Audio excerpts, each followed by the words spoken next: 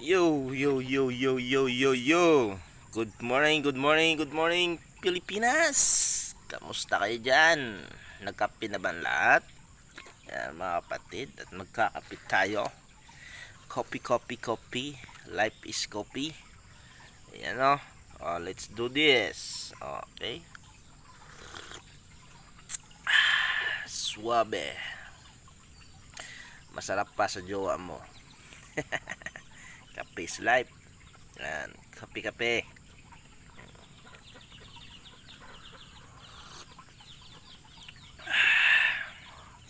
Sarap, mga kapatid.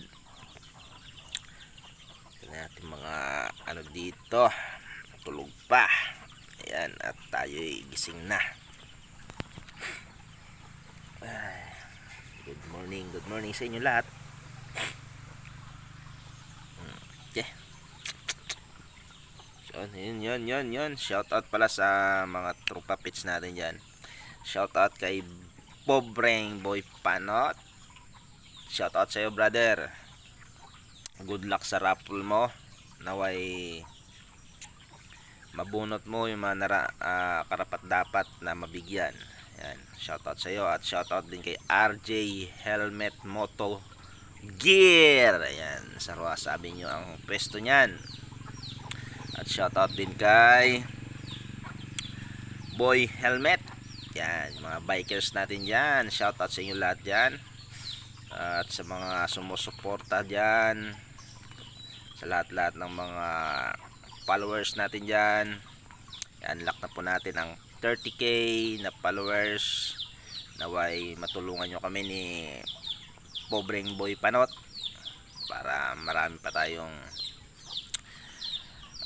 naway makatulong tayo sa mga taong nararapat.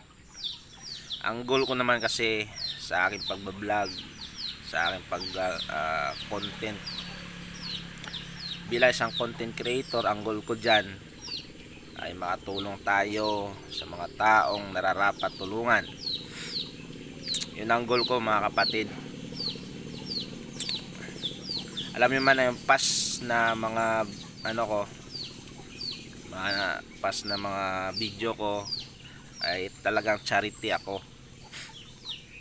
Nagcha-charity ako. Marami na rin tayong natulungan kasama ng mga tropa ko. Yan, shoutout din pala kay Ma'am Milet Gomez. Yan, sa Numancia. Siya yung isa sa mga sponsor. Yan, mabilis yan maghanap ng sponsor si Ma'am Milet. Kaya marami kami natutulungan. Marami na. Hindi lang sa spiritual, sa mga charity vlog namin. Yun. Yung marami na rin na natulungan ang ang grupo ko. Kasi may grupo rin ako. Sila din yung mga sponsor. Yan. At nahinto lang ito nung time ng pandemic. Nahinto lang yun kasi medyo naglaylo, kasi wala mga trabaho. So ngayon, unti-unti binabalik ko. Naway ma-reach natin yung ating goal na makasahod tayo sa Facebook. Naway makasahod tayo.